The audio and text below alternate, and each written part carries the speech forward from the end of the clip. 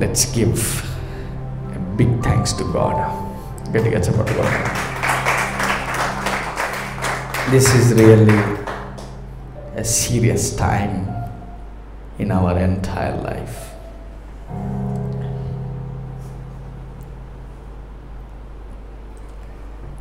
ఈ సిరీస్ని ఆరంభించడానికి ఒక 5 సంవత్సరాల నుండి తాపత్రయపడుతూ వచ్చాను.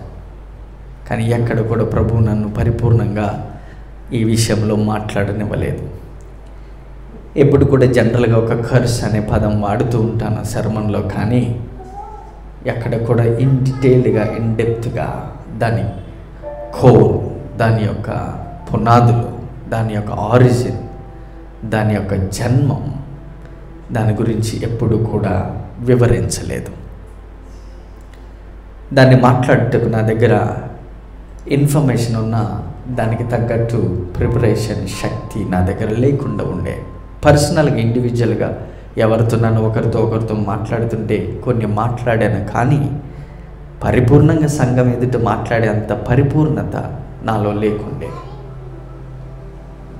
కాబట్టి ఇది రికార్డ్ అయ్యి ఈరోజు తర్వాత సంవత్సరాలకి అలా ఉండిపోతుంది, అది ఉపయోగపడుతుంది.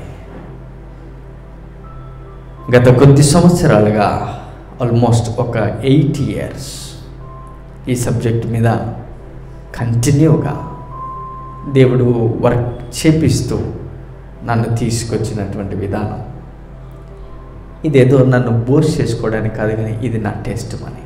That's it. కాబట్టి ఒక వ్యక్తి జీవితంలో దేవుడు చేసిన కార్యములు, అది అద్భుతములని ఎలా చెబుతామంటే, అది ఆ వ్యక్తి దేవుణ్ణి అర్థం చేసుకున్న విధానాన్ని, ఇంకొకరికి బోధించే విధానాన్ని మార్చకుండా చెప్పడాన్ని అద్భుతం అంటాం. ఎంతమందికి అర్థమైంది మాట? ఒక వ్యక్తి దేవుణ్ణి అర్థం చేసుకొని అది ఇతరులకు అర్థమయ్యేటట్టు చెప్పడం, దాంట్లో ఇంకొక పాయిజన్ లేకుండా యాజ్ ఇట్ ఈజ్గా అందించడం అనేది మిరకల్ని ఎక్స్ప్లెయిన్ చేయడం. కాబట్టి ద బెస్ట్ వే మీరు నన్ను యూజ్ చేసుకోవాలంటే, నన్ను ఉపయోగించుకోవాలి అంటే, స్పిరిచువల్గా మీకు ఎంతగానో నేను ఉపయోగపడటానికి ప్రభువు నన్ను సిద్ధపరిచాడు. ఆ విషయంలో ఇంక్లూడింగ్ నా భార్య, నా తల్లిదండ్రులకు కూడా it's a big challenge. For them to understand me, it's impossible. So there is no greatness in me. The greater one, God, is in me. So the way I personally understood God in my personal life. నా వ్యక్తిగత జీవితంలో వ్యక్తిగతంగా దేవుణ్ణి తెలుసుకున్న కొన్ని భయంకరమైన paths, దారులు, వాటిని పరిగణలోకి తీసుకొని వాటిలో నుంచి బయటికి తీసుకొచ్చిన విధానాన్ని గ్రహింప చేయడానికి ఈ యొక్క సిరీస్ని ప్రభు ఈ ఇయర్ ఎండింగ్లో మీ ముందు పెట్టాడు. That's the intention of God to bless you. So the more, if you want to know more about God, just be connected to the spiritual one, the one who close to God. That's the beginning channel. దేవుని తెలుసుకోవాలంటే, దేవునికి దగ్గరగా ఉన్న వ్యక్తికి దగ్గర అయితే ఆ తర్వాత you get favor. Point to be noted, knowing about church and knowing about God is two different things. దేవుణ్ణి తెలుసుకోవడము, సంఘాన్ని తెలుసుకోవడం చాలా తేడా ఉంది. సంఘమునకు కనెక్ట్ అయితే, సంఘమును తెలుసుకుంటే నువ్వు సంఘంలో ఫిక్స్ అవుతావు, ఒక చైర్ మీద, ఒక ప్లేస్లో, కాంగ్రిగేషన్ మధ్యలో కూర్చుంటావు. కానీ దేవుణ్ణి తెలుసుకుంటే హెవెన్లో ఫిట్ అవుతావు. That's the difference. You can clap for the God. You see, if you know if you come to know about the congregation, church members, చర్చ్తో నువ్వు రిలీజియస్గా ఫిక్స్ అయితే చర్చ్లో ఫిక్స్ అవుతావు. But if you know church, you will fix in to the church. Congregation మధ్యలో you look for congregation, you look for the people, you look for the good people ever around you. You like more noise. నీకు చాలా శబ్దములంటే ఇష్టం. అందుకనే eventually నీ యొక్క destiny congregation మధ్యలో, జనాల మధ్యలో ఫిక్స్ అయిపోతావు, ఒక పొలిటీషియన్లా. బట్ దేవుణ్ణి తెలుసుకుంటే, చర్చిని తెలుసుకున్న దానికంటే దేవుణ్ణి తెలుసుకుంటే చర్చ్లో ఫిక్స్ అవుతావు. నీవు చర్చిని తెలుసుకుంటే, దేవుణ్ణి తెలుసుకుంటే హెవెన్లో ఫిట్ అవుతావు. You live among godly people. Heavenly కాంగ్రిగేషన్లో కూర్చుంటావు. You will begin to understand. Today a simple statement to my biological parents. వాళ్ళు చూస్తారు, నా గ్రామస్తులు చూస్తారు, అండ్ నా వైఫ్ చూస్తుంది. రేపు నా పిల్లలు పెద్ద అయితే ఈ శర్మను చూస్తారు. వాళ్ళకు ఒక చిన్న స్టేట్మెంట్. మీరు చూస్తున్నటువంటి మీ బయాలజికల్ సన్, మీ హస్బెండ్ ఫిజికల్ మ్యాన్గా మీకు తెలుసు, స్పిరిట్ మ్యాన్గా నా సొంత తల్లిదండ్రులకి, నా భార్యకు, నా గ్రామస్తులకి ఎవ్వరికీ తెలియదు.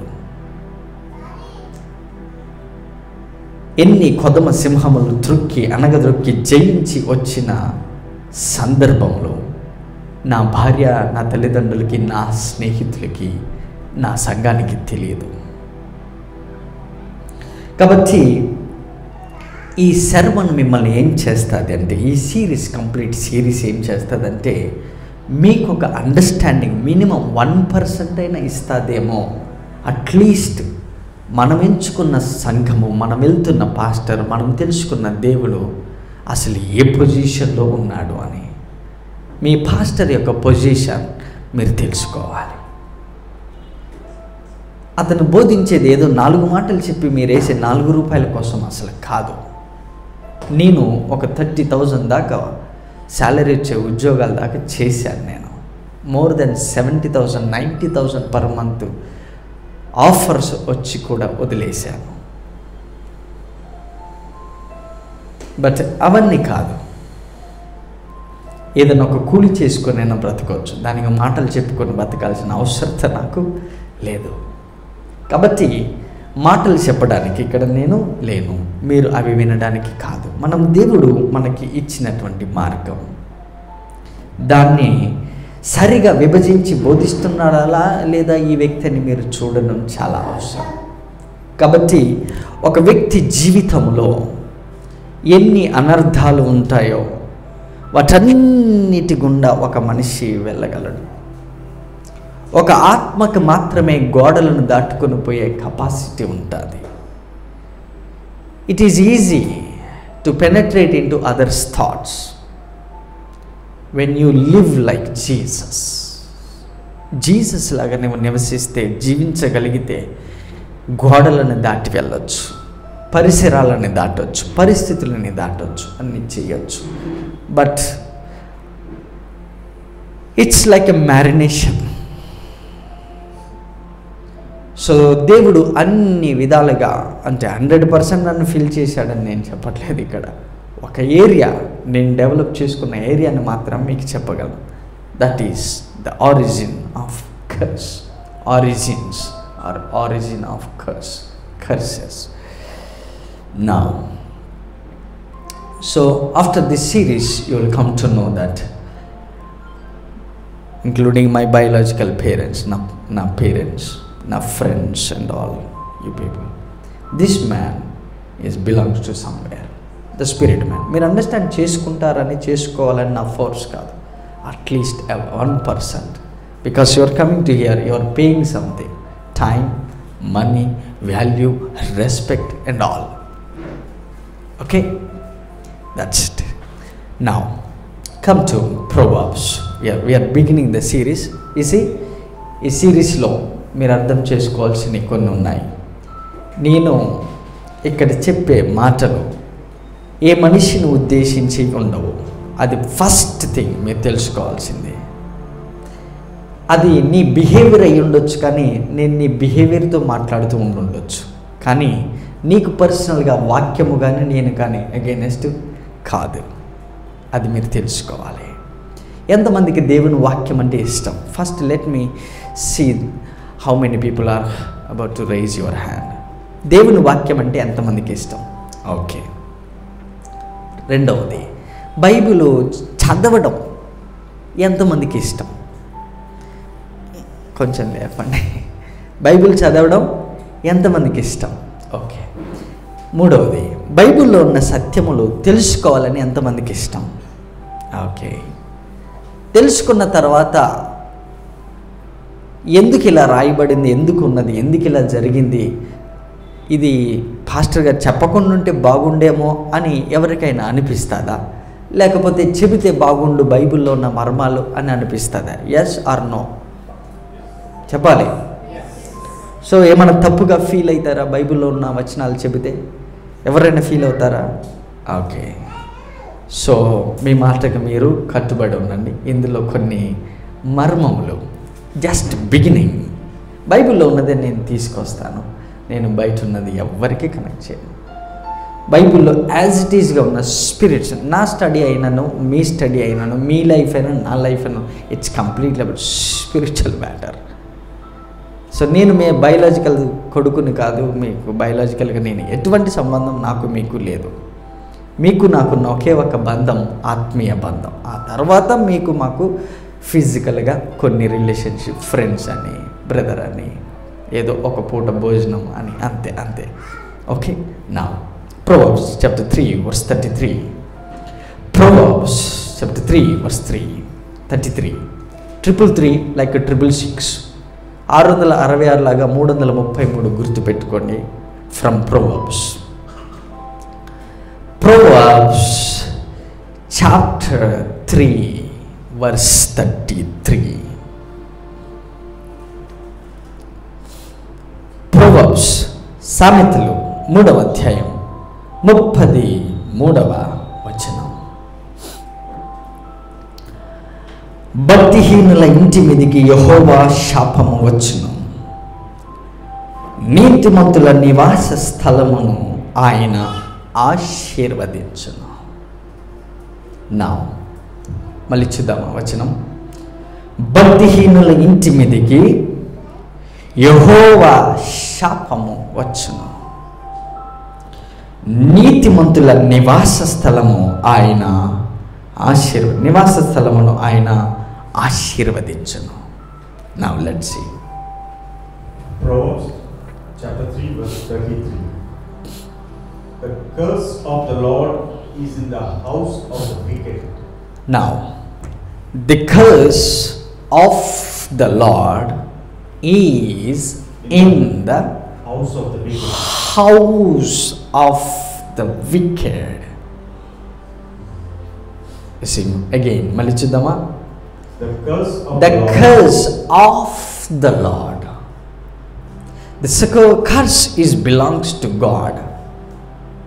You must know that. Curse of the Lord, which means God can control it.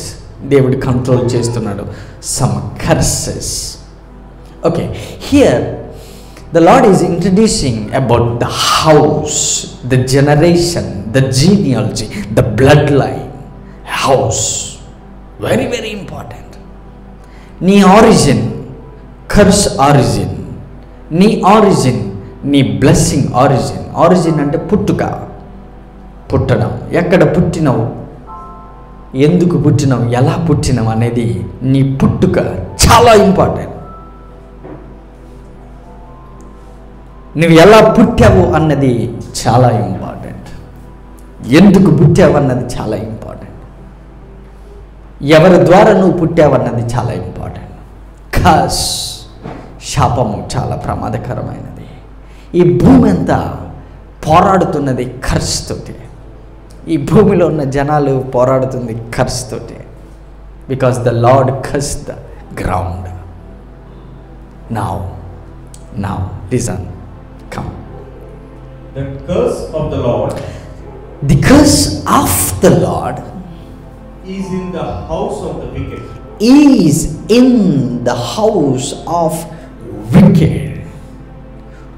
See, wicked man house.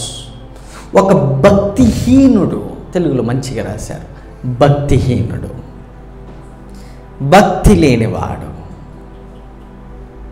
దేవుని యందు భయభక్తులు లేని వ్యక్తి, ఆ భక్తిహీనుడి యొక్క ఇల్లు యెహోవా వలన శపించబడింది.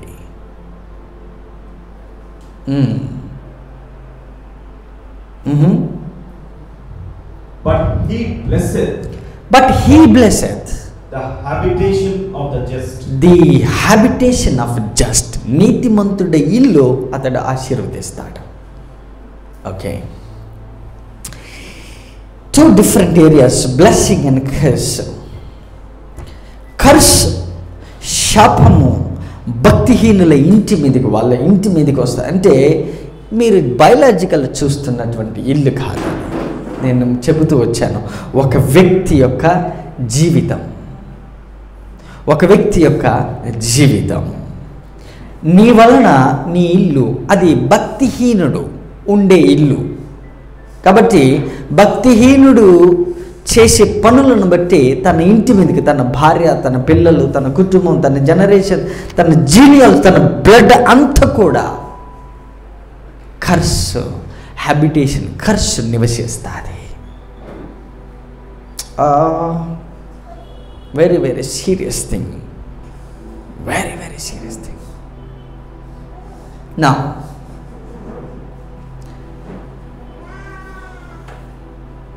అసలు మన బ్లడ్ లైన్ ఎక్కడ? మనం ఎవరికి పుట్టాము? మన ఫోర్ ఫాదర్స్ ఎవరు? మన బంధుజనం ఎవరు? మీకు తెలుసా, చాలామంది క్రైస్తవుల కుటుంబాలనే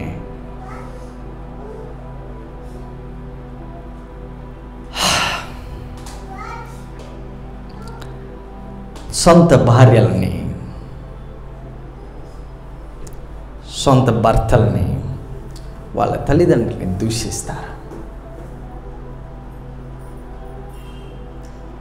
నీ జాతి, నీ కులం ఇంతే.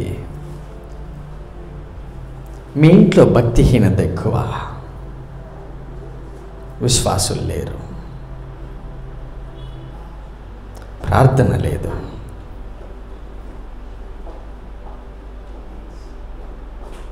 Simply you are cursing your wife.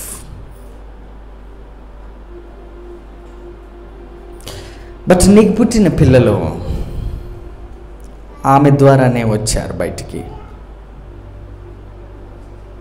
కానీ పిల్లలు మంచోళ్ళయ్యారు, కానీ పిల్లల కన్నా ఆ భార్య మంచిది కాదు. శాపములో ఉందని, వాళ్ళ బ్లడ్ లైన్లో శాపములు ఉన్నాయని, వాళ్ళ జనరేషన్లో శాపం ఉన్నాయని నువ్వేదో రీసెర్చ్ చేసిన వాడి కనుక చెబుతూ ఉంటావు.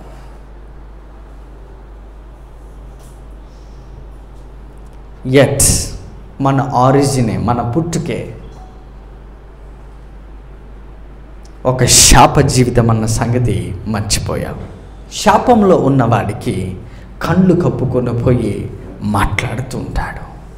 ఆ వ్యక్తి ఆశీర్వదించబడిన వాడైతే ఆ మాట పలుకడు. But you must understand the origin of curse. శాపము యొక్క పుట్టుక.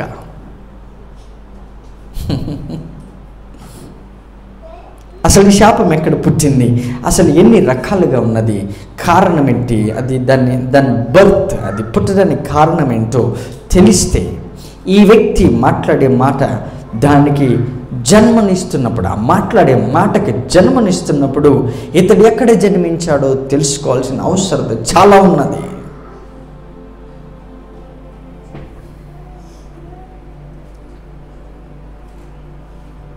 దేవుడు ఆదామును అవ్వను సృజించినప్పుడు భూమి అంత నిమ్మలముగా ఉండిన, ఏ శాపము లేదు. భూమి ప్రశాంతముగా ఉన్నది. మనుష్యుడు తీసుకున్న నిర్ణయం. దేవుడు ఆదాముకి చెప్పి, నీ భార్యకు నువ్వు బోధించాల్సిన అవసరత, బాధ్యత నీ మీద ఉందని చెప్పినప్పుడు ఆ వ్యక్తి తన భార్యకు సరి అయిన విధానంలో చెప్పుకోలేదు. దెన్ వారు ఒక ఫ్రూట్ని తీసుకొని, వద్దు అని చెప్పిన ఫ్రూట్ని తీసుకొని తిన్నందుకు దేవుడు గ్రౌండ్ని కర్స్ చేశాడు. ఆయన శపించింది భూమిని, కానీ ఏదైనా తోట లోపల కాదు, బయట కర్స్ చేశాడు. భూమిని కర్స్ చేసిన తర్వాత దెన్ వాళ్ళు బయటికి వచ్చారు.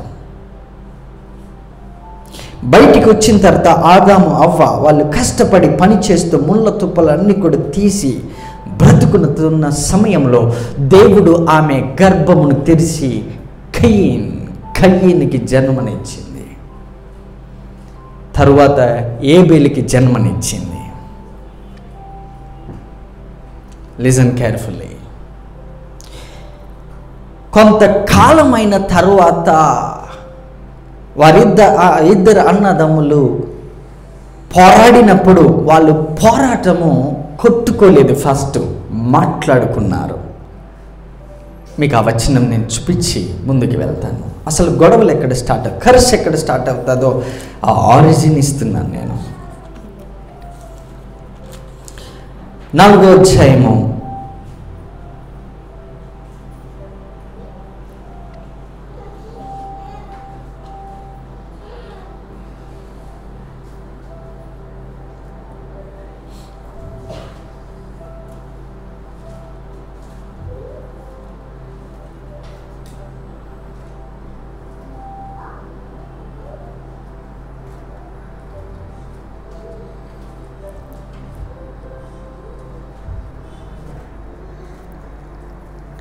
8వ వచనం.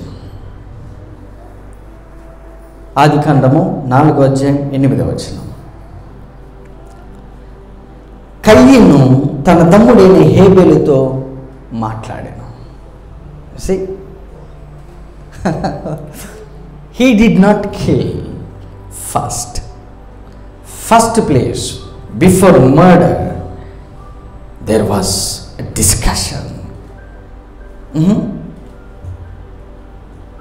And Cain talked with Abel. Cain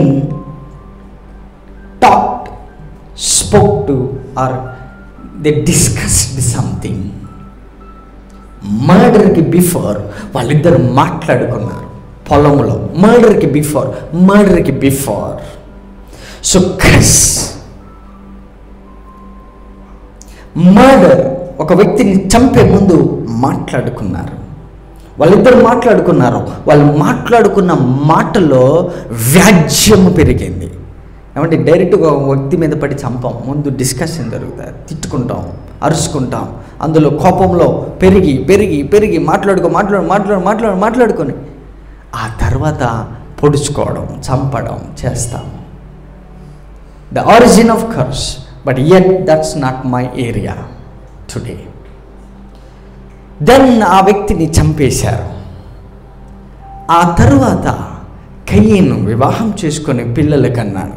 కొంతకాలానికి, కొన్ని సంవత్సరముల తర్వాత, దగ్గర 130 సంవత్సరముల తర్వాత మళ్ళీ హేబేలు చనిపోయిన తర్వాత 2వ సంతానము,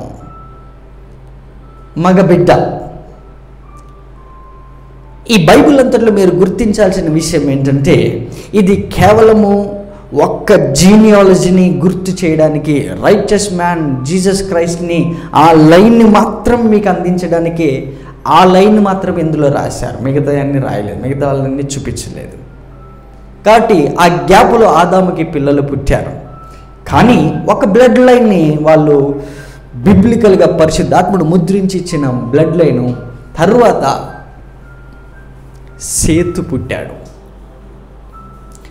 సేతు నుంచి ఒక బ్లడ్ జనరేషన్ స్టార్ట్ అయింది.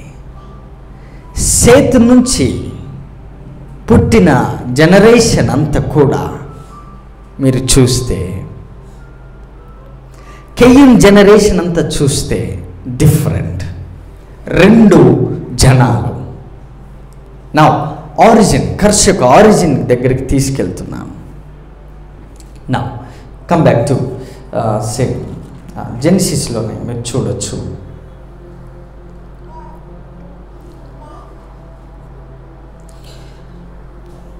ఐదో అధ్యాయం మీరు ఇంటికి వెళ్ళి చదవండి.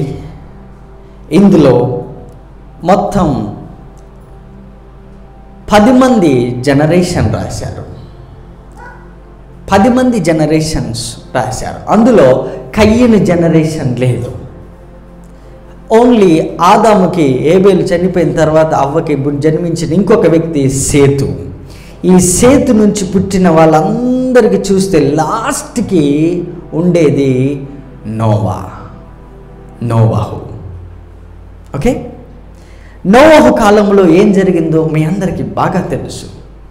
నోవాహు కాలంలో జరిగినటువంటి ఆ జలప్రలయంలో నోవాహ, వాళ్ళ భార్య, వాళ్ళ 3 కొడుకులు, 3 కోడన్రు, మొత్తం 8 మంది వాడలో ప్రవేశించారు. ఇందులో కయ్యను సంతానం లేదు. అండ్ మిగతా జనములంతా కూడా, ఇదంతా ఎందుకు జరిగిందంటే దైవ కుమారులు, దేవుని కుమారులు, నరుల యొక్క కుమార్తెలు బ్యూటిఫుల్గా, అందంగా ఉన్నారని చెప్పి వారు వివాహం చేసుకున్నారు. వారికి పుట్టిన పిల్లలు జయంట్స్, నెఫీలియన్స్. 6వ అధ్యాయంలో ఏమనుందంటే నెఫీలియన్స్ భూమి మీద ఉన్నారు, ఆ తర్వాతను కూడా ఉన్నారు అని ఉన్నది.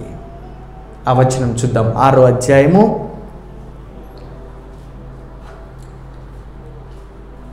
4వ వచనం. 6వ అధ్యాయం 4వ వచనం. ఆ దినములలో నెఫీలీలను వారు భూమి మీద ఉండిరి, తర్వాతను ఉండిరి. దేవుని కుమారులు నరుల కుమార్తెలతో పోయినప్పుడు వారికి పిల్లలను కనిరి. పూర్వకాలమందు పేరు పొందిన శూరులు జయంట్స్ వీరే, జయంట్స్, నెఫీలియన్స్. ఈ నెఫీలియన్స్ అప్పుడు ఉన్నారు, తర్వాతను ఉన్నారంట. కానీ మీరు చూస్తే నోవాహు ఓడలోకి వచ్చింది కేవలము 8 మందే. బట్ మీరు నోట్ చేసుకోవాల్సిన విషయం ఒకటి ఉన్నది. 8వ వచనం. అయితే నోవాహు యెహోవా దృష్టి యందు కృప పొందినవాడు ఆయన. మళ్ళీ చూద్దాం ఆ వచనం. అయితే నోవాహు యెహోవా దృష్టి యందు కృప పొందినవాడు ఆయన. కేవలము నోవాహు మాత్రమే కృప పొందాడు. భక్తిహీనుడి ఇంటి మీదికి శాపం వచ్చును, నీతిమంతుడు ఇంటి మీదికి ఆశీర్వాదం వచ్చును. నోవాహు నీతిమంతుడు గనుక అతన్ని బట్టి తన భార్య, తన పిల్లలకు కూడా చెప్పాలి ఆశీర్వాదం వచ్చింది. కాబట్టి ఇక్కడ గొప్ప వ్యక్తి ఎవరంటే కేవలం నోవాహు మాత్రమే, తన భార్య కాదు, తన పిల్లలు కాదు. జస్ట్ మ్యాన్, ఓన్లీ నోవా, నోయి అని మనం న్యూ టెస్ట్మెంట్లో చూస్తాం. నా వెరీ వెరీ ఇంపార్టెంట్. నెఫీలియన్స్ అంతకుముందు ఉన్నారు, తర్వాత కూడా ఉన్నారు. నెఫీలియన్స్ అంతకుముందు ఉన్నారు, వీళ్ళు బలశూరులు, తర్వాత కూడా ఉన్నారు వీళ్ళు. మరి తర్వాత వీళ్ళు ఎలా వచ్చారు? ఫ్లడ్లో ఒక్క చీడ పురుగు కూడా బ్రతకలే. నవకాలంలో ఒక్క పురుగు, జస్ట్ 8 మందే బ్రతికారు అని 3 సార్లు రాయబడింది. ఇంకా చాలాసార్లు కొత్త నిబంధనలు కూడా రెట్టింపించారు. జస్ట్ వాళ్ళు బ్రతికారని 8 ఎవ్వరు బతకలే, ఒక్క పక్షి కూడా బతకలేదు బయట సైడ్, వాళ్ళు బతికిచ్చినవి తప్పితే. See, then you must understand this area. 8 బ్రతికారు, మిగతా వాళ్ళు లేరు.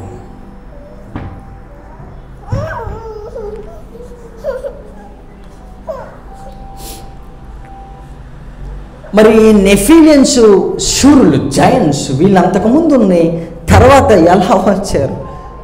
So that we can understand. వాళ్ళు మనుషులు కాదు, వాళ్ళు స్పిరిట్స్. హలో, వాళ్ళు మనుషులు కాదు, వాళ్ళు స్పిరిట్స్. వాళ్ళు ఎలా పుట్టారు అంటే, కయ్యను సంతానంలో కొంతమంది ఉన్నారు శూరులు, బట్ దేవుని కుమారులు అంటే angels from heaven, a different category of angels. దేవుని కుమారులు అంటే ఆ దినములలో పరలోకం నుండి భూమి మీదకి దిగి వచ్చి విజిట్ చేయడానికి వచ్చిన ఏంజల్స్. లైక్ అబ్రహాము వాళ్ళకి భోజనం పెట్టిన, వాళ్ళకేం రెక్కలు లేవు, మీరు ఊహించుకున్నట్టు వాళ్ళ మనుషులు. వాళ్ళ ఫ్లెష్ ఎప్పుడైతే హెవెన్ అనే డైమెన్షన్ దాటి, ఒక సర్కిల్ దాటి భూమి మీదకి వచ్చేదో, ఈ గ్రావిటీ ఫోర్స్కి ఎప్పుడైతే వాళ్ళు వచ్చేసారో, వాళ్ళ యొక్క శరీరంలో అనేకమైనటువంటి మానవ శరీరం యొక్క పనులే జరుగుతాయి, బట్ డిఫరెంట్ సీడ్. ఆ సీడ్ వాళ్ళకి ఇచ్చారు. అప్పుడు పుట్టిన వాళ్ళు నెఫిలియన్స్. దైవ కుమారులకి, మనుషులకు కుమారులకి జన్మించిన వారు డిఫరెంట్ సీడ్, బట్ లోపల ఉన్న, బయటకు చూస్తే మనిషే, లోపల చూస్తే స్పిరిట్. ఎందుకని దెయ్యములు పొజెస్ చేసుకుంటాయి. శానా అనే దెయ్యము మనిషి చూస్తే ఒక్కడే, కానీ దగ్గర 6,000 దెయ్యాలు ఉన్నాయి. ఎలా నువ్వు డిస్క్రైబ్ చేయగలవు? It's impossible. నా ఫ్లడ్ అంతా అయిపోయిన తర్వాత వాళ్ళు మొత్తానికైతే అరారాతు పర్వతం మీద ఆ యొక్క ఓడ ఆగింది. దెన్ దేవుడు చెప్పాడు, మీరు బయటికి రండి, మీరు రీప్లెనిష్ ద అర్త్ని నింపండి. మళ్ళీ అప్పుడు నాన్ వెజ్ ఇంట్రడ్యూస్ చేశారు వాళ్ళకి. Then they started eating everything. Okay, నా come to the core subject. 9th chapter verse 18 నుంచి చూద్దాం. 9వ అధ్యాయము 18వ వచనం నుంచి స్లోగా స్టడీ చేసుకుంటూ వెళ్తాం. మన యొక్క ఆరిజిన్, అసలు మన తల్లిదండ్రులు ఎవరో, మనం పుట్టుక ఏంటో అని తెలుసుకోవడానికి ఇది జస్ట్ ఇంట్రడక్షన్ మాత్రమే. ఇది జస్ట్ ఎ ఫ్రంట్ పేజ్. బుక్నంతా కూడా మనము ఈ ఒక్కరోజు మనం కవర్ చేయలేము. ఈ సిరీస్ అంతటిలో maybe it continues January up to దేవుడు ఆపే అని చెప్పేంత వరకు I will continue. Verse 18, chapter 9 from the book of Genesis. ఓడలో నుండి వచ్చిన నోవహు కుమారులు షేము, హాము, యాఫేతు. Underline that. ఓడలో నుండి, ఓడ, నోవహు ఓడలో నుండి వచ్చింది. యు సీ, ఇక్కడ మీరు గుర్తుపెట్టుకోవాలి, ఆదాము కూడా లేడు, అవ్వలేదు, సేతు లేడు, లెమెకు లేడు, మెతుషల లేడు, కయ్యను అంతకన్నా లేడు. సో కయ్యను జనరేషన్ అయితే మనం కాదు. Is that clear sisters, brothers? మనం కయ్యను సంతానం అయితే కాదు. ఏమండి, కొంచెం గట్టిగా చెప్పండి అండి. ఏమండి, ఇది రెస్పాన్స్. కయ్యను ఉన్నారా నోహు ఓడలో? వాళ్ళ సంతానం ఉన్నారా? సో కయ్యనికి సంబంధం లేదు. సేతు అనబడిన వ్యక్తి మళ్ళీ పుట్టాడు ఏబేల్ తర్వాత. ఆ జనరేషన్ నుండి వచ్చిన బ్లడ్.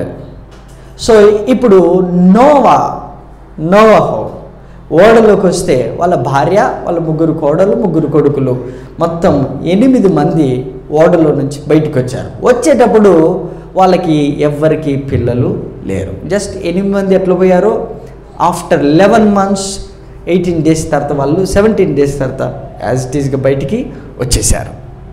వాళ్ళకేం పిల్లలు లేరు, జస్ట్ నీళ్ళలో అట్లా ఉన్నారు అంతే. అదే ఓడలో ఫైనల్గా వాళ్ళు బయటకు వచ్చారు. మన పుట్టుక, మీ నాన్న ఎవరో, మీ తాత ఎవరో, మీ అమ్మమ్మ ఎవరో, మీ బామ్మ ఎవరో తెలవడానికి ఈ యొక్క జనరేషన్ని బయటికి లాక్కొస్తున్నాను. నోవహు, ఓడలో నుండి వచ్చిన నోవహు కుమారుడు షేము. ఫస్ట్ వన్ పెద్ద కుమారుడు షేము, రెండవ కుమారుడు హాము, రాసుకోండి మీరు. మూడవ కుమారుడు యాపేతు, జాపేత్. షేమ్, హామ్, జాపేత్, ఈ ముగ్గురు ఇలా కుమారులు. హాము కనానుకు తండ్రి. That's the important statement. ఇంట్రడక్షన్లో ఒక మాట ఇచ్చారు. హాము అనగా రెండవ కుమారుడు. నోవాహుకి రెండవ కుమారుడు హాము. హాముకి ఒక కొడుకున్నాడు, అతని పేరు కనాను. రైట్? హాము కనానుకు తండ్రి. కనాను వాళ్ళ తండ్రి ఎవరు? హాము. హాము ఎవరు? నోవహు యొక్క రెండవ కుమారుడు. ఓకే, జీనియాలజీ రాసుకోండి. నోవా రెండవ కుమారుడు హాము, హాము యొక్క కుమారుడు కనాను. ఈ ముగ్గురు నోవహు కుమారుడు. వీరి సంతానము, underline that important statement, 19th verse. వీరి సంతానమే భూమి అందంతటా వ్యాపించెను. ఓకే, వీరి సంతానమే భూమి అందంతటా వ్యాపించి, వీళ్ళ సంతానమే. ఇక వీళ్ళ సంతానం తప్పితే భూమి మీద వేరే సంతానం లేదు.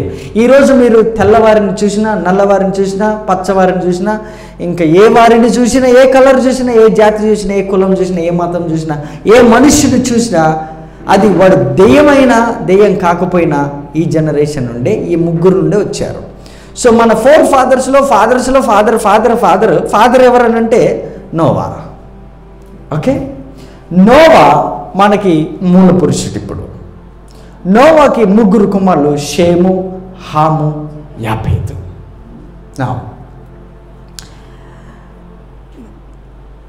ఈ వ్యక్తి మరి వీళ్ళ ముగ్గురు ద్వారానే భూమి అంతా నిండిందంట. జస్ట్ ముగ్గురు, వాళ్ళ నుంచి పిల్లలు కలిగారు. బట్ నెఫీలీలు కూడా తర్వాత ఉన్నారు. వీళ్ళు ఎక్కడి నుండి వచ్చారు? నెఫీలీలు తర్వాత కూడా ఉన్నారు. వాళ్ళెవరు? వాళ్ళు ఎలా వచ్చారు? Continuation, verse 20. Let's read. నోవహు వ్యవసాయం చేయను ఆరంభించి ద్రాక్ష తోట వేసెను. ప్రతి మాట ఇంపార్టెంట్. నోవహు వ్యవసాయం చేయను ఆరంభించి ద్రాక్ష తోట వేసెను. పిమ్మట ద్రాక్షరసము త్రాగి మత్తుడై తన గుడారములో వస్త్రహీనుడిగా ఉండెను. అండర్లైన్ దట్ వర్డ్, ఆ వస్త్రహీనుడిగా ఉండెనన్న పదం. అప్పుడు కనానుకు తండ్రి అయిన హాము, వెరీ ఇంపార్టెంట్. అప్పుడు కనానుకు తండ్రి అయిన హాము. హాము ఎవరు? రెండో కుమారుడు నోవహుకి. కనానుకు తండ్రి అయిన హాము తన తండ్రి వస్త్రహీనుడై ఉండుట చూసి బయట ఉన్న తన ఇద్దరు సహోదరులకు ఆ సంగతి తెలియచేసెను. అప్పుడు షేమును యాపేతును వస్త్రం ఒకటి తీసుకొని తమ ఇద్దరి భుజముల మీద వేసుకొని వెనుకకు నడిచి వెళ్ళి తమ తండ్రి దిశములను కప్పిరి. వారి ముఖములు వెనుక తట్టు ఉండుట వలన తమ తండ్రి దిశములను చూడలేదు. అప్పుడు నోవహు మత్తు నుండి మేలుకొని తన చిన్న కుమారుడు చేసిన దాన్ని తెలుసుకుని 25వ వచనం, కనాను శపించబడిన వాడై తన సహోదరులకు దాసుడాగును. 25వ వచనం మళ్ళీ, కనాను శపించబడిన వాడై తన సహోదరులకు దాసుడు అగును అనేను. 26వ వచనం, మరియు అతడు షేము అనగా పెద్ద కుమారుడు, షేము అనగా పెద్ద కుమారుడు, షేము దేవుడైన యెహోవా స్తుతించబడును గాక. కనాను అతనికి దాసుడగును. మళ్ళీ చూద్దాం 27వ వచనం కూడా, దేవుడు యాపేతును విశాలపరచును అనగా మూడో కుమారుడు యాపేతును విశాలపరచును. అతడు షేము గుడారములో, షేము అనగా పెద్ద కుమారుడు గుడారములో, ఇంట్లో భక్తిహీనుడి యొక్క ఇంట్లో శాపం ఉంటుంది, నీతిమంతుడి ఇంట్లో ఆశీర్వాదం ఉంటుంది. సో షేము ఇంట్లో ఆశీర్వాదం ఉంది. ఆ ఇంట్లో యాపేతు గుడారములో నివసించును. అతనికి కూడా కనాను దాసుడు అగును అనెను. Let's see from 20 verse 20. ఇది కేవలం మన ఆరిజిన్ చెప్పడానికి మాత్రమే, ఖర్చు గురించి. It's just beginning, it's just front page, it's just front page. Lot to cover, a vast subject. But ఇది ఆరిజిన్ మినిమం నాలెడ్జ్ చర్చ్కి ఉండాలి కాబట్టి, ఫ్యూచర్కి ఉపయోగపడుతుంది కాబట్టి ఈ రికార్డు పెట్టుతున్నాం. కమాన్. ఇది ఇతరుల నెక్స్ట్ జనరేషన్కి ఈ రెవల్యూషన్ అందుబాటులో ఉంచడానికి మాత్రమే. Right, come on. Verse 20. And Noah began to be a husbandman, and he planted a vineyard. He planted a vineyard. ఒక ద్రాక్ష తోటను వేశారు. కమాన్. 21వ వచనం. 21. And he drank of the wine and was drunken. And he was uncovered within his tent.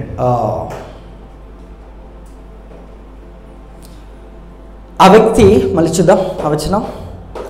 అతను ఒక ద్రాక్ష తోట వేసెను. And was drunken. Was drunken. And he was uncovered within his tent.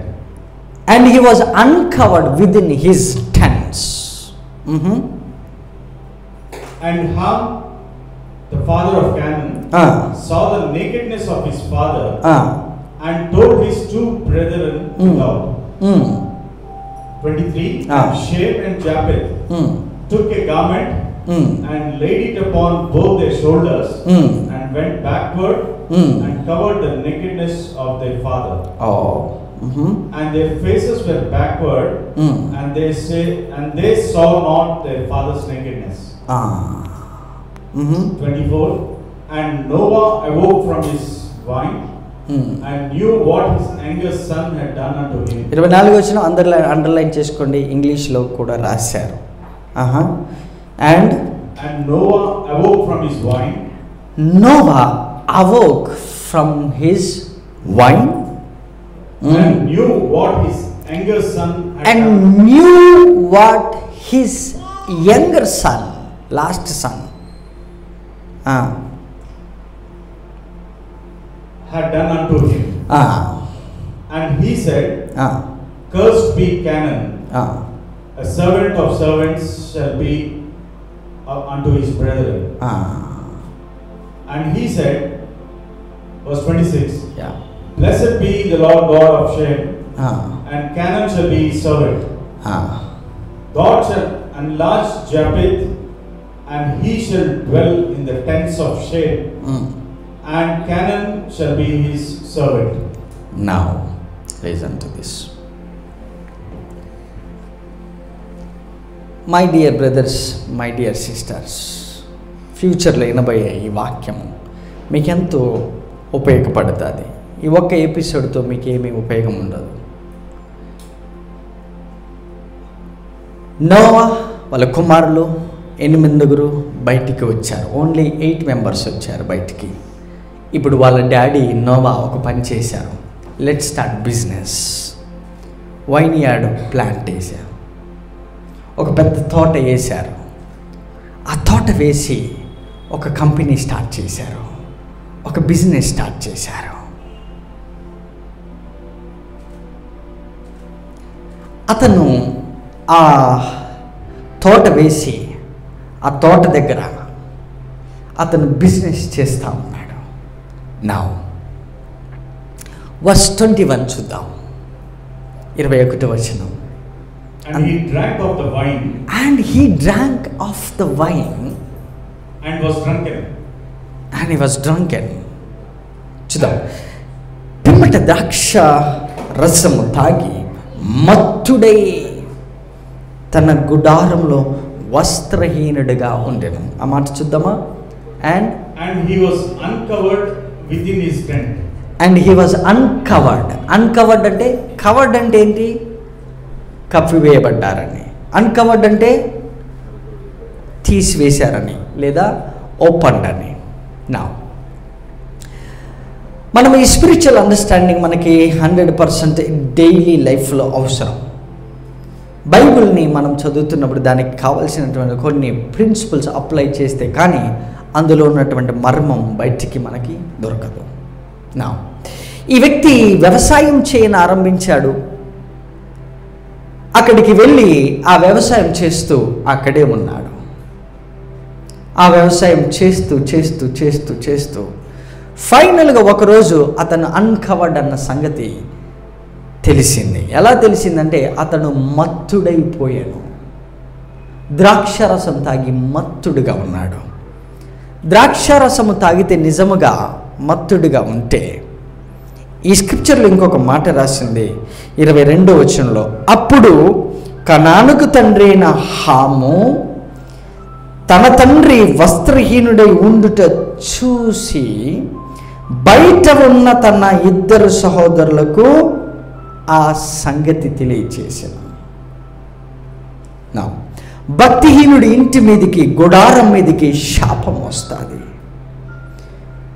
నీతిమంతుడి ఇంటి మీదకి, గుడారం మీదకి ఆశీర్వాదం వస్తుంది. ఏమండి, పాతకాలంలో కొంచెం బాగా వెనక్కిపోతే ఇప్పటికి కూడా కొన్ని జాతులు ఉన్నారు, వాళ్ళు అన్కవర్డ్, వాళ్ళ ఒంటి మీద బట్టలు ఉండవు సరిగా. ఆఫ్రికన్స్ మీరు చూస్తే వాళ్ళ ఒంటి మీద వస్త్రములే ఉండవు. చూసి ఈరోజు కూడా ట్రైబల్ ఏరియాలో చూస్తే వాళ్ళ ఒంటి మీద వస్త్రములు ఉండవు. అంత మాత్రమున కనానుని శపించేస్తారా?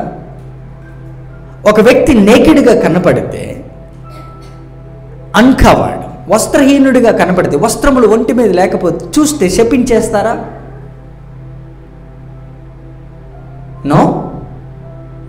ఆ రోజులలో కాలువల దగ్గర స్నానం చేసేవారు, చెరువుల దగ్గర స్నానం చేసేవారు, నదుల దగ్గర స్నానం చేసేవారు, గుంటల దగ్గర అక్కడెక్కడ నీళ్లు ఉంటే అక్కడికక్కడికి స్నానం చేసేవారు. సడన్గా ఒక వ్యక్తి ఒంటి మీద బట్టలు లేకపోతే నువ్వు చూస్తే ఎవరు శపించరు. నేను అందుకే మీ దగ్గర ముందే పర్మిషన్ అడిగిన.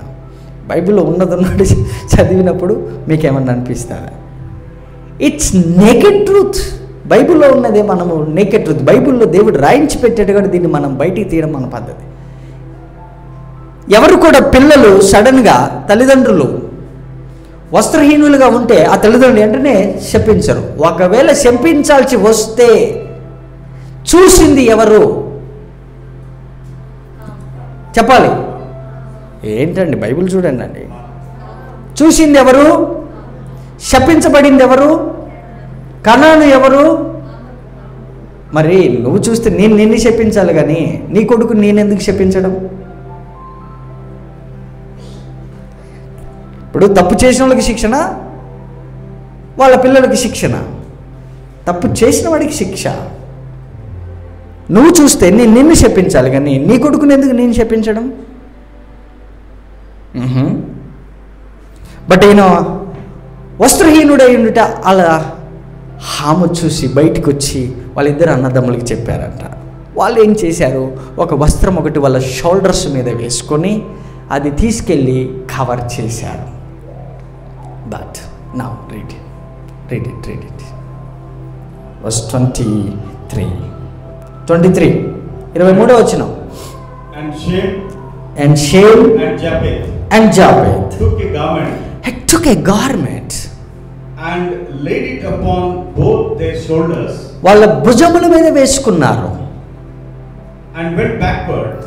And వెనక్కి వెళ్ళి and covered the nakedness of their father. You see?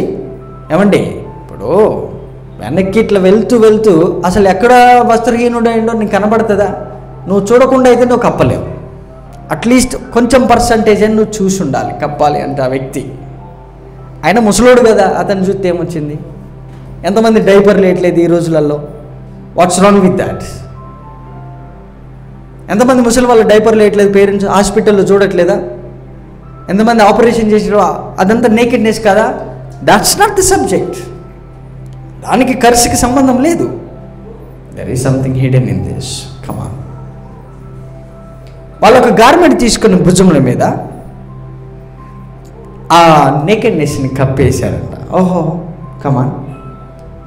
And they saw not their father's nakedness. And Noah awoke from his wine. Noah awoke from his wine. And knew what his younger son had done unto him. వాళ్ళ younger sun,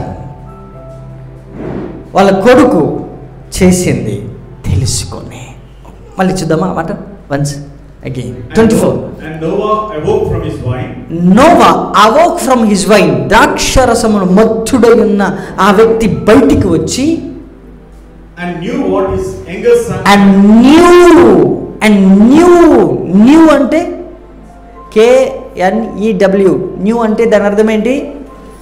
తెలుసుకోవడం.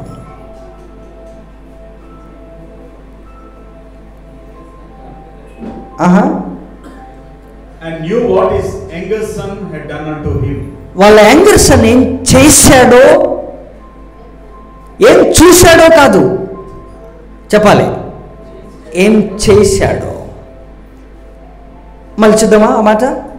And Noah awoke from his wine and knew what his younger son had done unto him. అతని younger sun ఏం చేశాడో తెలుసుకున్నాడు, కానీ ఏమి చూశాడో కాదు. అంటే వాళ్ళు ఆ హాము చూశాడా, ఏదన్నా చేశాడా?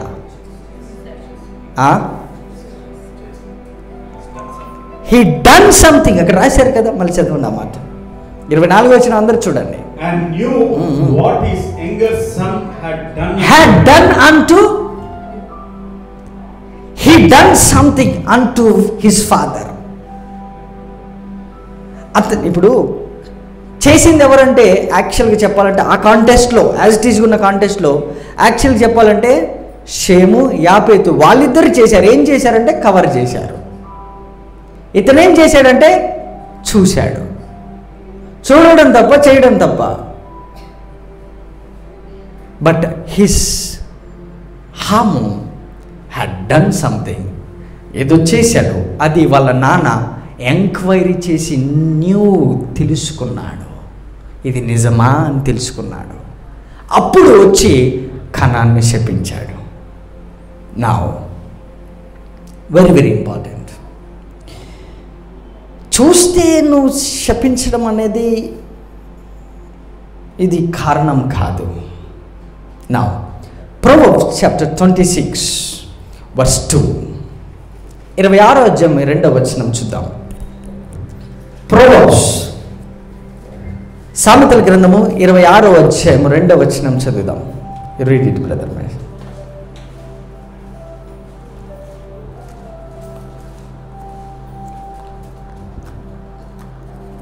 As the bird by wandering, as the swallow by flying, so the curse causeless shall not come. See, curse causelessly shall not come. Okay, causeless curse shall not touch you. కారణం లేకుండా, హేతువు లేకుండా ఏ శాపము కూడా రాదు. మళ్ళీ వినండి, కారణం లేకుండా ఏ శాపము మనిషి మీదికి రాదు. కారణం లేకుండా ఒక భక్తిహీనుడి గుడారం మీదకి శాపం రాదు. కారణం లేకుండా మన బ్లడ్లో, కారణం లేకుండా మన జనరేషన్లో, కారణం లేకుండా శాపము మన ఇంట్లో ఉండదు. కారణం లేకోకుండా శాపము ఉండదు. కొంతమంది మాట్లాడితే ఎట్లుంటుందంటే, యేసుప్రభువారు ఆయన ఒక్కడిని మినహాయించి మిగతా వాళ్ళందరి కోసం చనిపోయినట్టు మాట్లాడతాడు. అంటే ఎక్సంప్షన్ అది. మేము ఆయన చనిపోయినప్పటికెల్లా మేము ఆల్రెడీ రైచెస్. మీకు తెలుసా ఆయన? That's how powerful hour generation. మా బ్లడ్, మా జనరేషన్, మా తరము, మా బాలయ్య ఎన్నో ఉంటాయి. నాన్నగారిది అది వేరే, ఆ బ్లడ్ వేరు, ఆ డిఎన్ఏ వేరు. సిలువ దగ్గరికి వచ్చాక మొత్తం సమాధి. నువ్వు ఏది ఎస్కేప్ అవ్వడానికి వీల్లేదు. సిలువ తర్వాత నువ్వెంత నీతిమంతుడు, నీ భార్య, నీ పిల్లలు, నీ భర్త, అంతే. No extra cheese. Okay, come on. Castless shall not touch. కారణం లేకుండా ఏ శాపము రాదు. కారణం లేకోకుండా, కారణం తెలుసుకోకుండా కనాన్ని శపించి ఉన్నాడు. భూమి మీద మొట్టమొదటిసారిగా ప్రశాంతంగా ఉందనుకున్నప్పుడు మళ్ళీ ఒక శాపం భూమి మీదకి తీసుకొచ్చారు. నోవా చేసిన పని ఏంటంటే ద్రాక్ష తోట వేసి అప్పుడప్పుడు వస్తూ పోతూ ఇంటికి వస్తూ తోటకు పోతూ ఆయన చేసిన పని ఏంటంటే ఒకానొక టైంలో 1 సంవత్సరం 2 సంవత్సరం 3 సంవత్సరాలు మేబీ 5-6 సంవత్సరాలు రాకుండా అక్కడే ఉండిపోయాడు తోటలో. ఆ తోటలో అక్కడే ఉండిపోయాడు. దాన్ని బైబుల్ ఏమంటుందంటే హీ వాజ్ డ్రంక్. అది ఆ బిజినెస్ చేత ఓవర్వెల్మ్ అయిపోయాడు. దుబాయ్ వెళ్ళిపోయాడు సేటు, భార్య ఇంటికాడ ఉన్నది. బిజినెస్ నిమిత్తం అమెరికా వెళ్ళాడు, భార్య ఇంటికాడ ఉన్నది. అప్పుడే ఫ్లైట్ దిగిండు, ఓడ బిజినెస్ స్టార్ట్ చేసిండు. అప్పుడే ఉద్యోగం, అప్పుడే పెళ్ళి అయిపోయింది. Then they started new journey. ఈ వ్యక్తి స్టార్ట్ చేసిన జర్నీలో అతను బిజినెస్ స్టార్ట్ చేశాడు, వైన్ యార్డ్. ఆ వైన్ యార్డ్ చేత అంటే ఆ బిజినెస్ చేత మత్తుడైపోయాడు. నరాల్లో మెదడులో జీర్ణించుకుపోయింది. బిజినెస్ డబ్బు సంపాలి. బట్ ఇంటికాడ పిల్లల పరిస్థితి ఏంటి? ఇంటికాడ భార్య పరిస్థితి ఏంటి? ఇంటికాడ టెంట్ సంగతి ఏంటి? You forgot your house and you are busy with your vineyard. Husbands, they are busy with their vineyard. తన భార్య ఇంటికాడ ఉన్న సంగతిని తను మర్చిపోయాడు. Busy at workplace, and here comes a serpent. Read that scripture, verse 24.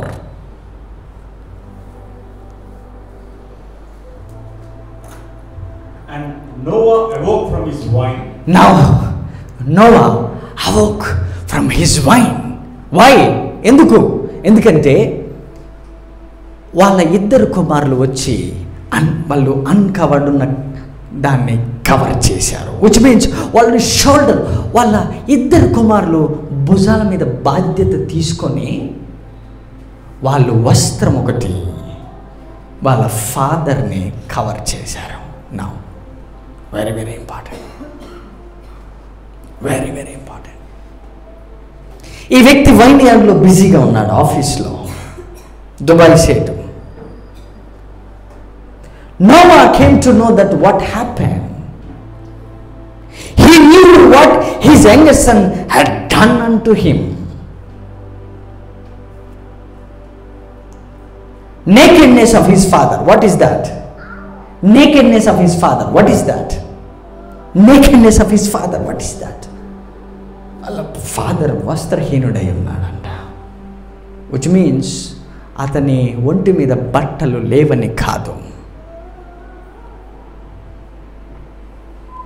See, sometimes you are busy with the worldly things and you forgot to cover something at home. ఊరకనే నీ ఆలోచనలు ఒక సీడ్ లాగా పగిలిపోతుంటాయి. You open up something and you give something to someone easily. పైసకు అక్కడికి రానటువంటి నీ ఆలోచనలను అనేకులకు అమ్మి వేస్తుంటావు ఫ్రీగా.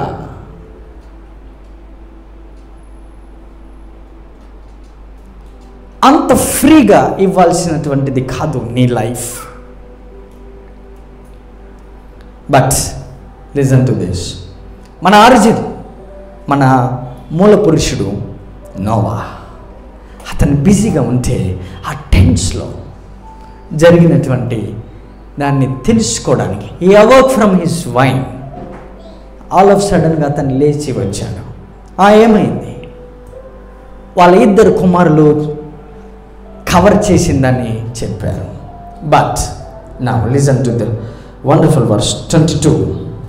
వర్స్ 22 అందరు చూద్దామా? And Ham, the father of Canaan, saw the nakedness of his father. Ham the father of Canon.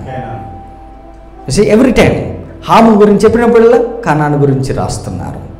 ఇమ్మీడియట్గా చెప్పారు ఏమని? అతను అన్నాడంట, నేను మన ఫాదర్ నేకెడ్గా ఉండడం. బైబిల్లో నేకెడ్ అని రాయలే, కానీ ఆ పదం మీకు అర్థం కాడని నేను చెబుతున్నాను. కవర్ గురించి రాశారు. ఇట్స్ నాట్ ఎగ్జాక్ట్లీ నేకెడ్నెస్, బట్టలు లేకుండా ఉండడం అని రాయలే. ఏమని రాశారంటే అన్కవర్డ్. అంతేనా? ఏమనుంది? Saw the nakedness of his father. See, the nakedness, which means covering గురించి రాశారు. Okay, now listen. ఈ వ్యక్తి కవరింగ్ గురించి చూసి ఆ వ్యక్తి వచ్చి వెంటనే వాళ్ళిద్దరు బ్రదర్స్కి చెప్పాడంట, ఒరే పెద్దన్న, ఒరే చిన్నన్న, మీ ఇద్దరికి ఒక విషయం చెప్పాలి. మన డాడీ వస్త్రహీనుడై ఉంట నేను చూశాను. కావాలంటే మీరు కూడా వెళ్ళి చూడవచ్చు.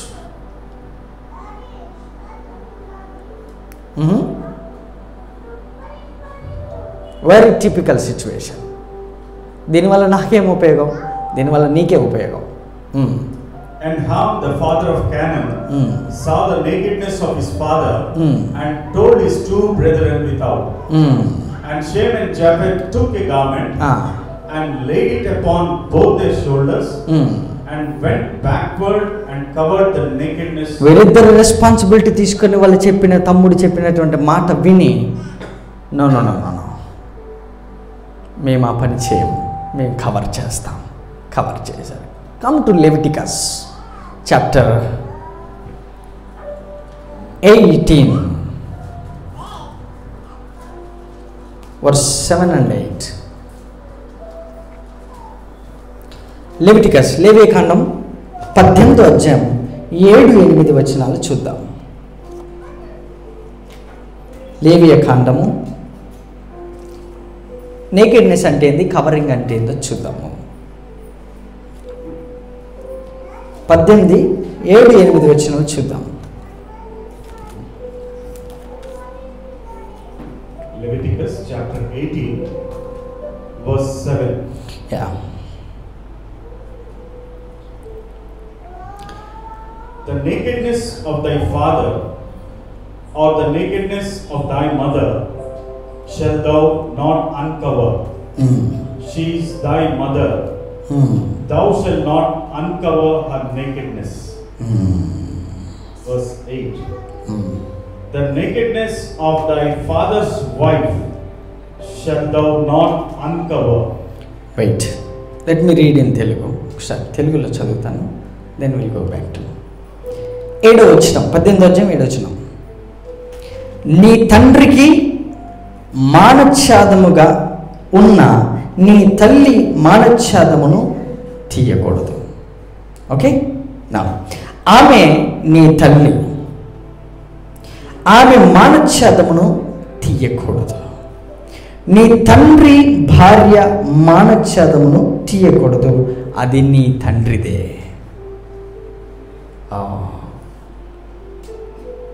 వర్స్ 8 చూద్దామా? Let's read it. The nakedness of thy father's wife, the nakedness of thy father's wife, thy father's wife, which means your mother, shalt thou not uncover. It is thy father's nakedness. It is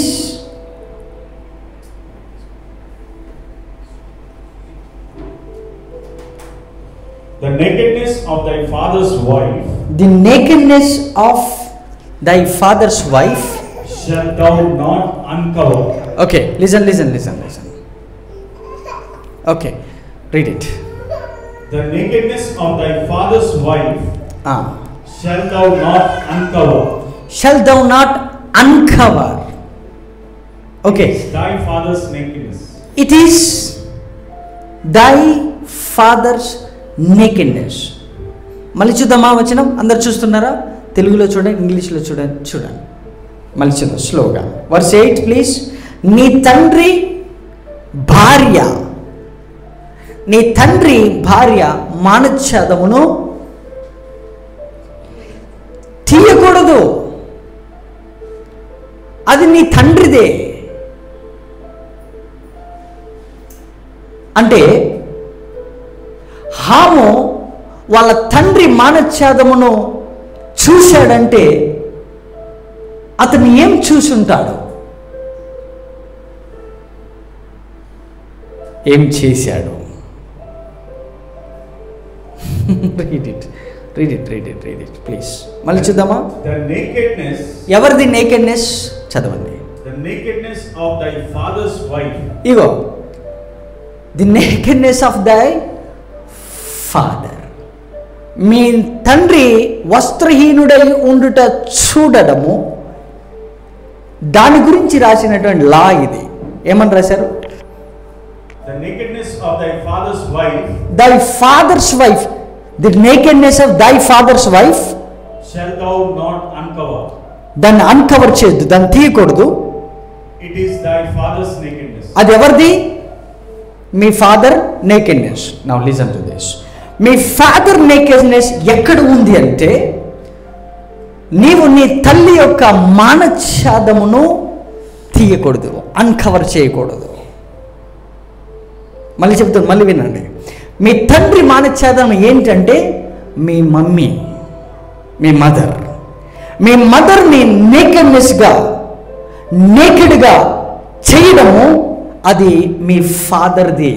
అది నువ్వు చేయకూడదు. You are not suppose to uncover it because she is belongs to your father. ఆమె నీకు తల్లి మాత్రమే. ఇది ఎవరిది మానఛేదం అంటే, వాళ్ళు నేకెడ్నెస్ చూసింది ఎవరంటే హాము. ఎవరు నేకెడ్నెస్ చూశాడంటే హిస్ మదర్. ఎంతమందికి అర్థమైంది? నా మరి కనాన్ని ఎందుకు శపించాడయ్య అంటే 24వ వచనంలో రాశారు, he came to know that he knew what his younger sun had done to him. అతను ఏం చేశాడంటే వాళ్ళ యొక్క కుమారుడు ఏం చేశాడో నోవా తెలుసుకున్నాడు. నోవా ఎప్పుడు తెలుసుకున్నాడంటే అక్కడ కనాను ఉండడం చూసి తెలుసుకున్నాడు. ఎలా తెలిసిందంటే వాళ్ళిద్దరు అన్నదమ్ములు వైడియాడ్లో బిజీగా మస్కట్లో బిజినెస్లో ఆఫీసులో ఉంటే వీళ్ళ కొడుకు వచ్చి చెప్పాడు, మన మదర్, మన అమ్మకి పుట్టినటువంటి కనాను హాముకు పుట్టాడు. See? Now the Canaan was the son of Ham, but mother, his own mother. ఇది బైబిల్లో కొత్త కాదు. కొరింథీ పత్రిక, మొదటి కొరింథీ పత్రిక 5వ అధ్యాయం 1వ వచనం చూద్దాం. This is not first time. Still this spirit is existed. But మన ఆరిజిన్ ఒకటి చూపించి దెన్ ఐ విల్ క్లోజ్. మనం ఎక్కడి నుండి వచ్చామో చూపించి నేను క్లోజ్ చేస్తాను. ఎందుకు ఈ రూట్స్ అవసరం అంటే your behaviour is very important in the living house of God. Chapter 5 verse 1 and 2. First కొరింథీ అని చదవండి సార్. ఫస్ట్ కొరింథీ చాప్టర్ 5 verse 1 and 2. ఫస్ట్ కొరింథీ chapter 5 verse 1. It is reported commonly that there is fornication among you. There is fornication among you. And such fornication as is not so much as named among the Gentiles. కనీసం ఇలాంటి జారత్వము కనీసం అన్ని జనులలో కూడా జరగదు. అలాంటిది మీ సంఘంలో ఒకటి జరిగింది. ఏంటి అది? కొరింథీ పత్రిక కొత్త నిబంధనే కదండి. మంచిదండి. That one should have his father's wife. You see? The one should have his father's wife. వాళ్ళ నాన్నగారి యొక్క భార్య, అమ్మ, సొంత మదర్తో జారత్వం చేసినటువంటి వాళ్ళు సంఘంలో ఉన్నారు. ఈ స్పిరిట్, నెఫిలియన్ స్పిరిట్, ఇది వరదకి పూర్వం ఉంది, వరదకి తర్వాత ఉంది, సిలువ తర్వాత కూడా ఉన్నది. That's the spirit. సో ఇదేం కొత్త కాదు, ఆశ్చర్యపోవాల్సిన అవసరం ఏమీ లేదు మీరు. But origin, let's come back to Genesis. ఈ స్పిరిట్ ఎక్కడ పుట్టింది? ముగ్గురు వ్యక్తులు భూమి మీద నింపబడ్డారు. ఆ వ్యక్తులలో షేము, హాము, యాపేతు. ఇప్పుడు హాముకు పుట్టిన కుమారుడు కనాను. ఈ కనాను ఎలా పుట్టాడంటే వాళ్ళ నాన్న ఇంటికాడ లేడు, బిజినెస్లో ఉన్నాడు. కాబట్టి ఇప్పుడు పుట్టినటువంటి కనాను వాళ్ళ సొంత మదర్కే పుట్టాడు. వాళ్ళ సొంత మదర్కి, ఇప్పుడు చూపించాను కదా లెవిటికస్లో, సొంత మదర్ మానఛేదం తీసి ఆ కుమారుడు పుట్టడం వలన ఇమ్మీడియట్గా అతను వచ్చి, ఎందుకు ఇది ఎలా తెలిసింది, ఇంకా డౌట్ ఉంటే క్లారిఫికేషన్ ఇస్తాం. ఎలా తెలిసిందంటే, నోవాకు ముగ్గురు కుమారులు అంటే ముగ్గురు కుమారులకి వేరే వేరే పిల్లలు పుడితే, ఇప్పుడు నీకెంతమంది పిల్లలు నాకు తెలుసు, నాకెంతమంది పిల్లలు నాకు తెలుసు, కానీ నా తండ్రి లేనప్పుడు నా తల్లికి ఎలా కొడుకు పుడతాడు? That's truth. తండ్రి లేడు, తల్లికి కొడుకు పుట్టిండు. ఎలా తెలిసిందేనంటే, హాము వచ్చి, అన్నయ్య, షేము, యాపేతు, this is what happened. If you want you can also have children with my mother. The nature of the spirit, just beginning. From next week you won't believe such kind of spirits. Okay, it's not new on this earth. This was the origin of the curse. Immediately he cursed Canaan. ఇప్పుడు చెప్పండి, కనాను దేశంలో ఎంతమంది హివ్వీలు, పెరిజీలు, హిత్తీలు, వీళ్ళందరూ ఎవరు? Giants, spirits. Now from here generation started. Verse 25 please.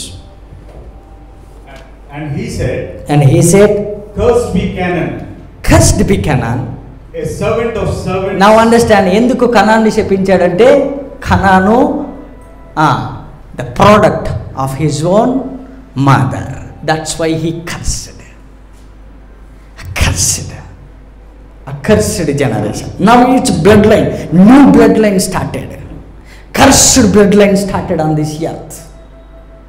ఈ భూమి మీద మరి ఒక జనరేషన్ స్టార్ట్ అయింది, కర్స్డ్ జనరేషన్. బట్ లిసన్, అక్కడ ఒక మంచి మాట రాశారు ఇంగ్లీష్లో, భలే రాశారు.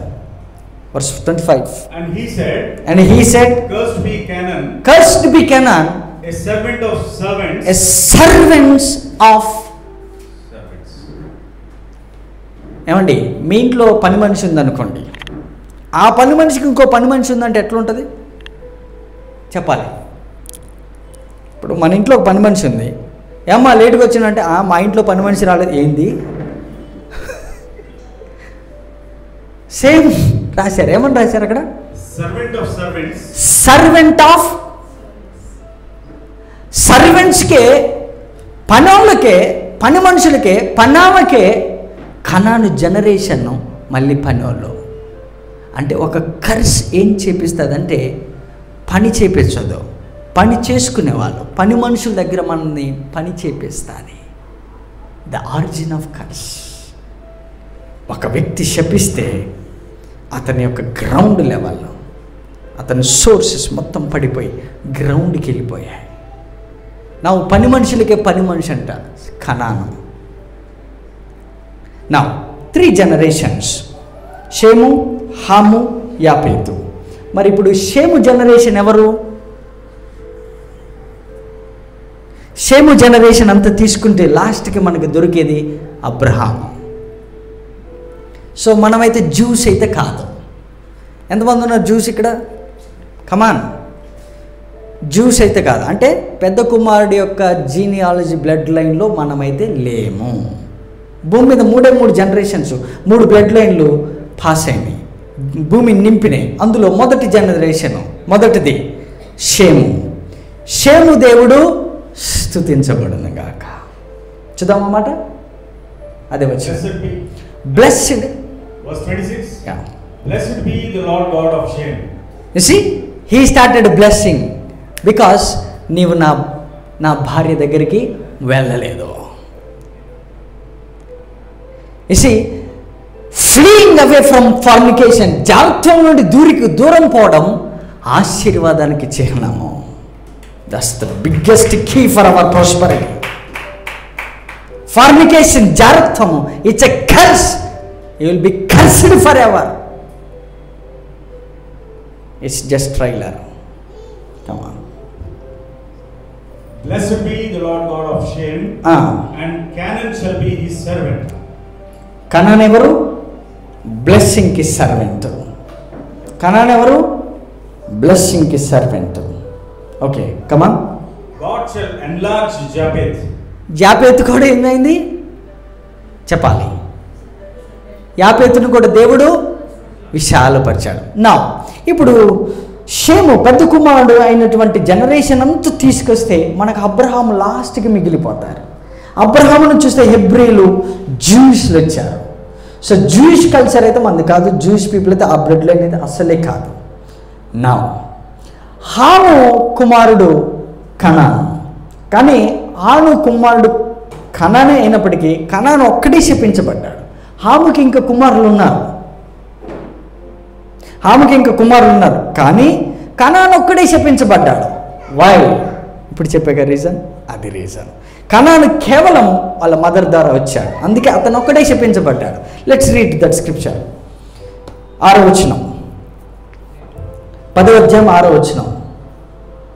I'm closing, give me 7 minutes. I'm about to close. 6వ వచనం, 10వ అధ్యాయం 6వ వచనం, ఆదికాండం. హాము కుమారులు నెంబర్ 1 కూషు, నెంబర్ 2 మిశ్రము, నెంబర్ 3 పూతు, నెంబర్ 4 కనాను. ఎంతమంది కొడుకులు? మొత్తం 4.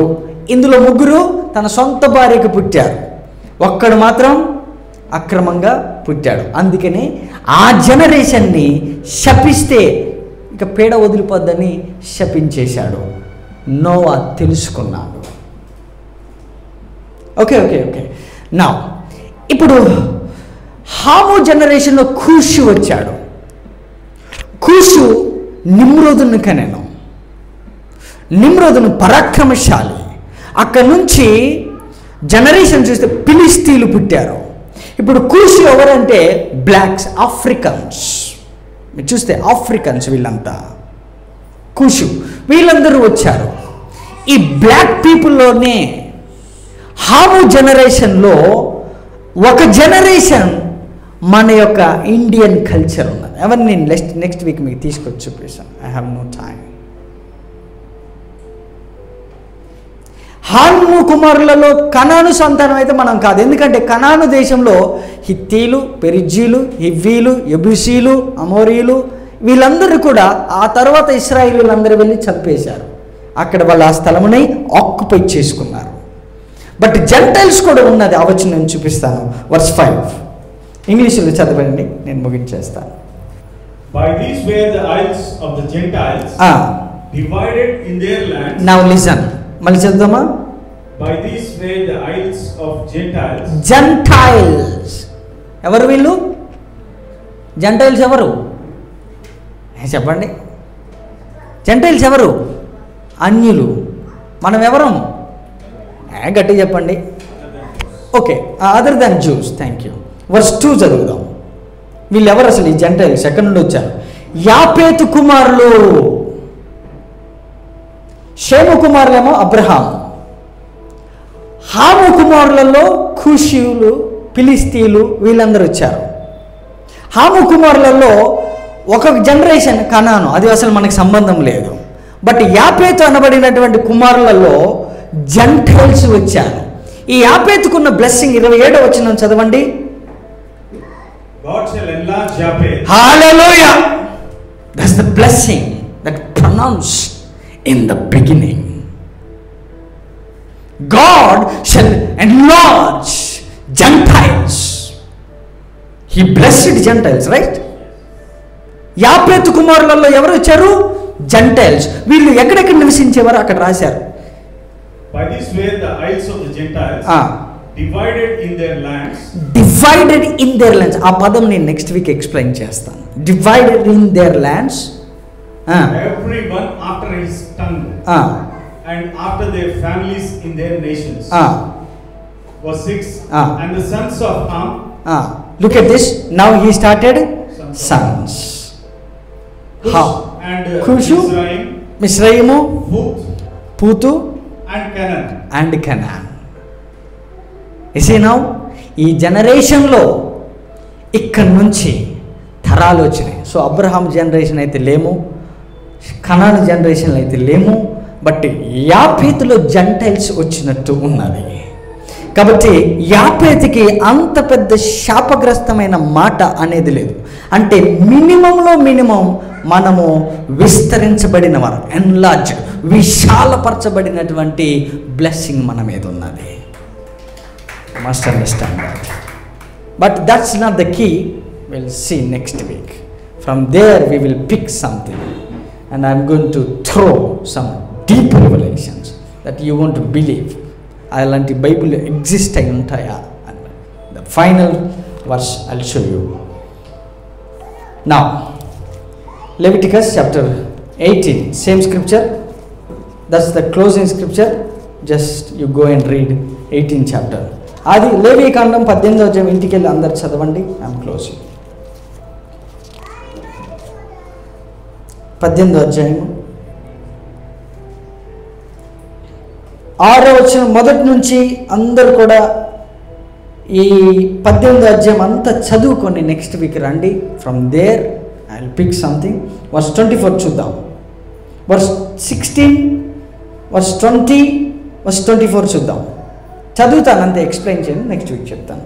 16, నీ సహోదరుని భార్య మానఛేదమును తీయకూడదు. దాని అర్థం ఏంటి? నీ తమ్ముడి యొక్క, నీ అన్న యొక్క భార్యను ముట్టకూడదు. 20 వచనం, నీ పొరుగు వాని భార్య యందు నీ వీర్యస్ఖలనము చేసి ఆమె వలన అపవిత్రత కలుగ చేసుకొనకూడదు. 24 వచనం, వీటిలో దేని వలన అపవిత్రత కలుగ చేసుకొనకూడదు. నేను మీ ఎదుటి నుండి వెళ్ళగొట్టుచున్న జనములు వాటన్నిటి వలన అపవిత్రులయ్యారు. Here comes a powerful series. From next week you will understand the great revelations, including your parents blood line. మన బ్లడ్ లైన్, మన పేరెంట్స్, మన ఫోర్ ఫాదర్స్ వాళ్ళ బ్లడ్ లైన్, ఆ స్క్రిప్చర్స్తో సహా మీకు నెక్స్ట్ వీక్ నేను అందిస్తాను. So that you will be free. You will understand our genealogy, our blood, our DNA. You will understand more. Okay? Go and read Leviticus. Whole book chadavandi. You will understand the strategy and the mind and the holiness of God. You see how important curse started somewhere. But ఆ curse ఎన్ని విధాలుగా manifest అవుతూ వచ్చింది, అది ఎన్ని విధాలుగా divide అయింది, దాని యొక్క నేచర్, దాని బిహేవియర్, దాని యొక్క నడక, దాని పడక, దాని ఆలోచన ఎలా ఉంటుంది, ప్రతిదీ కూడా ప్రభువు మీకు నెక్స్ట్ వీక్ అందిస్తాడు. Until then God bless you.